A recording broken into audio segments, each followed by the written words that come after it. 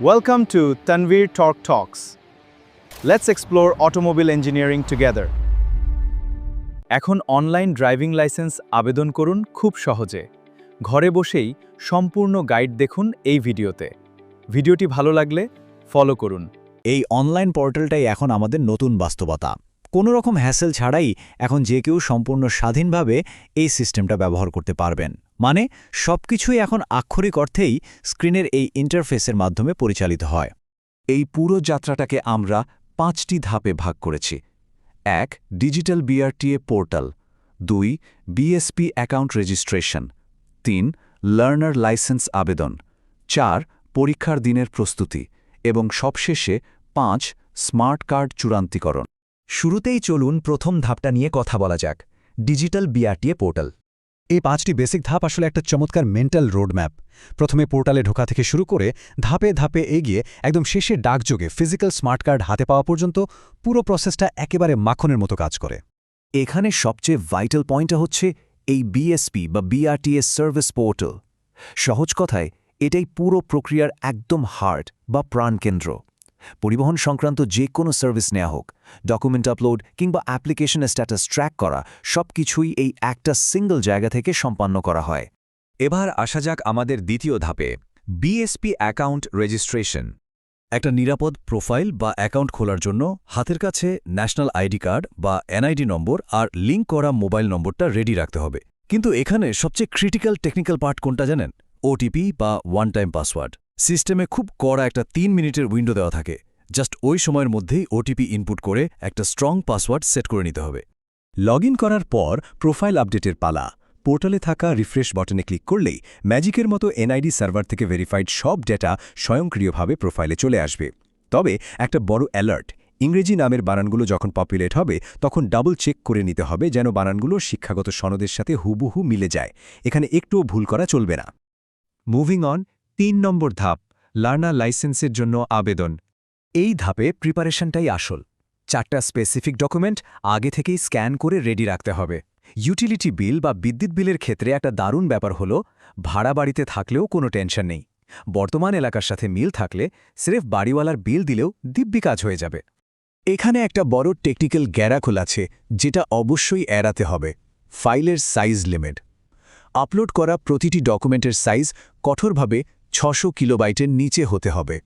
এবার শুনুন একটা অদ্ভুত কিন্তু ভীষণ জরুরি নিয়মের কথা, মেডিকেল সার্টিফিকেটের 50-50 সিল রুল।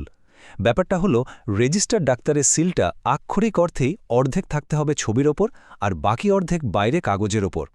এই অত্যন্ত সূক্ষ্ম নিয়মটা একদম ম্যান্ডেটারি। এটা একটু এদিক ওদিক হলে কোনো কথা ছড়াই অ্যাপ্লিকেশন সাথে সাথে রিজেক্ট হয়ে যাবে। এই ডিজিটাল সিস্টেমটার ব্রিলিয়ান্স আসলে এখানেই। ইংরেজিতে বর্তমান ঠিকানাটা টাইপ করার সাথে সাথেই পোর্টাল স্বয়ংক্রিয়ভাবে ক্যালকুলেট করে বলে দেবে যে ফিজিক্যাল পরীক্ষার জন্য ঠিক কোন সার্কেল অফিসে যেতে হবে। একদম সিম্পল। সব ডকুমেন্ট তো দেয়া হলো, এবার ফি পেমেন্ট।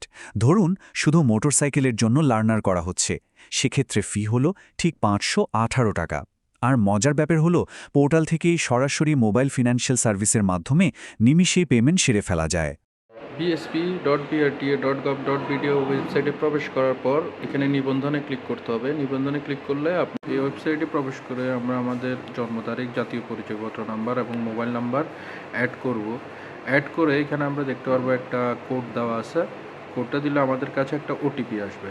এই ওটিপিটা যখন আমরা এখানে দিব, দেওয়ার পর আমাদের এখানে অ্যাকাউন্ট খোলার জন্য আমাদের তথ্যগুলো চলে আসবে। এখানে আমাকে করতে হবে কি ইমেল আইডি দিতে হবে যদি থাকে, আর আমি অবশ্যই একটা পাসওয়ার্ড নির্বাচন করতে হবে।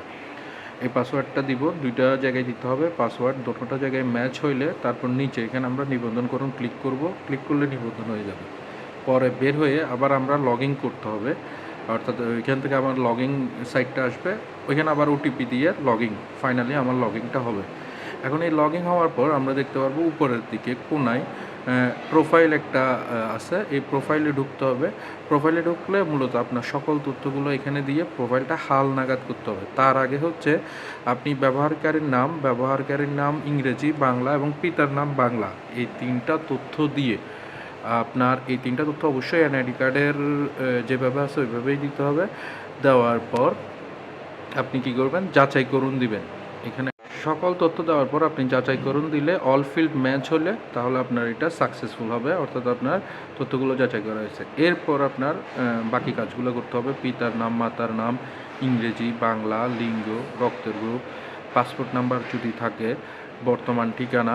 এরপর স্থায়ী ঠিকানাটা অবশ্যই আপনার এনআইডি কার্ড অনুযায়ী দিতে হবে। এনআইডি কার্ডে যেভাবে আছে ওইভাবেই আপনার স্থায়ী ঠিকানা দিতে হবে। এরপর আপনি রক্তের গ্রুপটা সিলেক্ট করবেন। রক্তের গ্রুপ আমাদের প্রত্যেকের এনআইডি কার্ডে দেওয়া আছে, যদি জানা না থাকে তাহলে রক্তের গ্রুপ চেক করে নেবেন। হ্যাঁ, সবগুলা সঠিকভাবে দিতে হবে।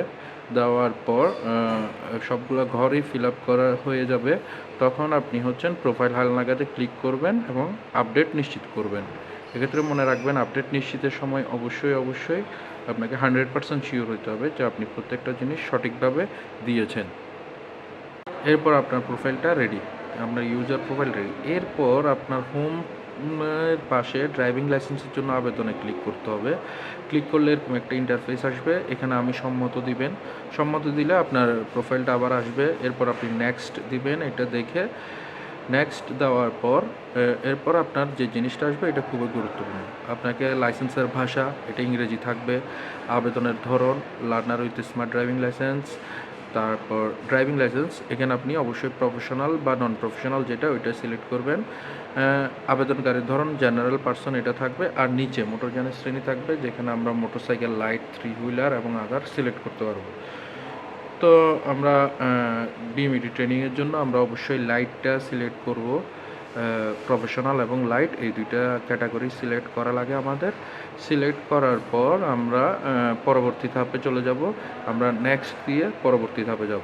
এই ধাপে আমাদের আরও কিছু তথ্য ইনপুট দিতে হবে, যে এখানে আমাদের স্বামী স্ত্রীর নাম, স্বামী স্ত্রীর মোবাইল নাম্বার, তারপর বৈবাহিক অবস্থা, শিক্ষাগত যোগ্যতা এবং আমাদের পেশা অ্যাড করে এই ধাপ সম্পন্ন করতে হবে।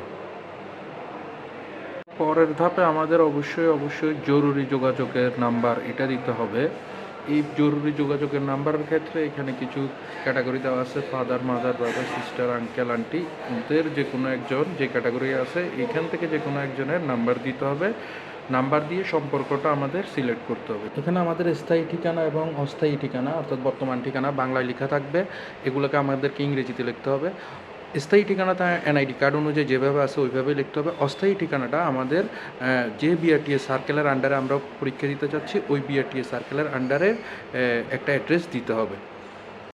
এরপর আমাদের ফাইল সংযুক্তিকরণ, আমাদের মেডিকেল ফাইল, শিক্ষাগত যোগ্যতার ফাইল, জাতীয় পরিচয়পত্র এবং ইউটিলিটি বিল। ইউটিলিটি বিলটা বিদ্যুৎ বিল, বর্তমান ঠিকানার বিদ্যুৎ বিলটা মিল রেখে দিতে হবে।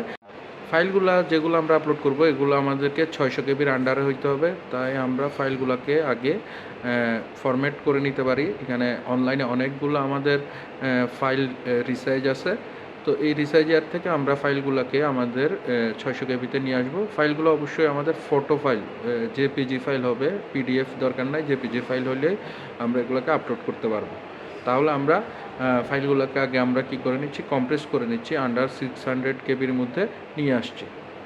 এখন আমরা ফাইলগুলোকে একটা আমাদের থেকে আপলোড করব, অর্থাৎ এখানে তো সংরক্ষণ করুনে চুজ ফাইল দিয়ে ফাইলটা চুজ করব। এরপর আমরা সংরক্ষণ করুন এই বাটনটা ক্লিক করব, করলে সেভ সাকসেসফুল। যতক্ষণ সেভ সাকসেসফুল আসবে না ততক্ষণ আপনার ফাইল আপলোড হয়নি। যখনই সেভ সাকসেসফুল হবে তারপর আপনি এখানে কি করতে পারবেন, এখানে আপনি বাকি ফাইলগুলো ওইভাবে আপলোড করবেন এবং আপনি এখান থেকে দেখুন একটা অপশন থাকবে, ওই দেখুন অপশনটা দিয়ে আপনি কি করতে পারবেন, দেখতে পারবেন আসলে আপনি কোন ফাইলটা এখানে আপলোড করেছেন এবং এটা এনশিওর হয়ে নেবেন যে আপনি সঠিক ফাইলটি আপলোড করেছেন।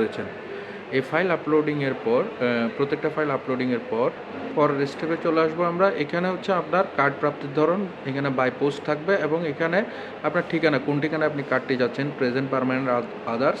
তো এখানে পার্মানেন্ট অ্যাড্রেসটা দেওয়াই ভালো। ওই পার্মানেন্ট অ্যাড্রেসের ডাক পোস্টের মাধ্যমে আপনার কার্ডটি পৌঁছে যাবে। তো এখানে অবশ্যই আমরা চেষ্টা করব পার্মানেন্ট অ্যাড্রেসটা দিয়ে সাবমিট করতে। আমরা যখন এটা সাবমিট করে দিব তখন আমাদের কাজ প্রায় শেষ। এরপর শুধু পেমেন্ট অপশনটা থাকবে এবং পেমেন্টের আগে আমরা চাইলে আমরা যে জিনিসগুলো সাবমিট করেছি, যে ডাটা ফাইল সাবমিট করেছি, এগুলো আমরা আবার তথ্য পরিবর্তন করতে পারবো বা ড্যাশবোর্ডে গিয়ে যে দেখতে পারবো। এবং একটা অপশন থাকবে ফি জমা। এই ফি জমা দিলে আপনার প্রত্যেকটা তথ্য আপনি যে তথ্যগুলো দিয়েছেন প্রত্যেকটা তথ্য এখানে চলে আসবে এবং সব কিছুই আসবে। আসি আপনি একটু রিচেক করে নেবেন সব ঠিক আছে কিনা। এরপর আপনি পেমেন্ট অপশনে যাবেন। পেমেন্ট অপশনে গিয়ে ফি জমা দিন, এটাতে ক্লিক করলে আপনার ফি জমা দেওয়ার বাকি প্রসিডিওরগুলো শুরু হয়ে যাবে। এরপর আসছি 4 নম্বর ধাপে, পরীক্ষার দিনের প্রস্তুতি। ফিজিক্যাল পরীক্ষার দিনটা কিন্তু দারুণ গোছানো থাকে। সকালে ছবি আর আঙুলের ছাপ দিয়ে বায়োমেট্রিক্স, দুপুরের লিখিত পরীক্ষা আর বিকেলে ভাইভা ও গাড়ি চালিয়ে দেখানোর প্র্যাকটিক্যাল। মনে করে আপলোড করা আসল ডকুমেন্টগুলো আর রেজিস্টার্ড মোবাইলটা সাথে রাখতে হবে। সবকিছু ঠিকঠাক থাকলে ওই দিন রাতেই পোর্টালের রেজাল্ট চলে আসবে। অবশেষে আমরা চলে এসেছি একদম শেষ, মানে পঞ্চম ধাপে, স্মার্ট কার্ড চূড়ান্তকরণ। স্মার্ট কার্ড ফাইনাল করার আগে পোর্টাল ব্যক্তিগত তথ্য ঠিক করার একটা লাস্ট চান্স দেয়। এটাকে লিটারালি একটা মেক অর ব্রেক মোমেন্ট বলতে পারেন, কারণ একবার সাবমিট বাটনে ক্লিক করে ফেললে সব ডেটা পার্মানেন্টলি লক হয়ে যাবে। এরপর আর কোনো টাইপিং মিস্টেক ঠিক করার উপায় থাকবে না। তাই ফাইনাল সাবমিটের আগে সব তথ্য নিখুঁতভাবে চেক করাটা মাস্ট। ফিনান্সিয়াল দিক থেকে এটা একদম চূড়ান্ত ধাপ। স্মার্ট কার্ড তৈরি আর পোস্ট অফিসের মাধ্যমে ডেলিভারির জন্য 4,557 টাকা পেমেন্ট করতে হবে। আগের মতোই অনলাইন পেমেন্ট গেটওয়ে দিয়ে এটা খুব সহজেই করে ফেলা যায়। পুরো সিস্টেমের স্বচ্ছতা আর টাইমলাইন দেখলে এর এফিসিয়েন্সিটা বোঝা যায়। ফি দেওয়ার মাত্র 1 থেকে 2 দিনের মধ্যেই পোর্টালে একটা fully legal driving licence generate হয়ে যায়। সেটা প্রিন্ট করেই কিন্তু নিশ্চিন্তে গাড়ি চালানো যাবে। আর এর ঠিক 10 থেকে 15 দিনের মধ্যে দেওয়া সেই ইংরেজি ঠিকানায় আসল স্মার্ট কার্ডটার ডাকযোগে একদম হাতে এসে পৌঁছাবে। Thanks for watching my video. Please like, comment and share. Subscribe for more.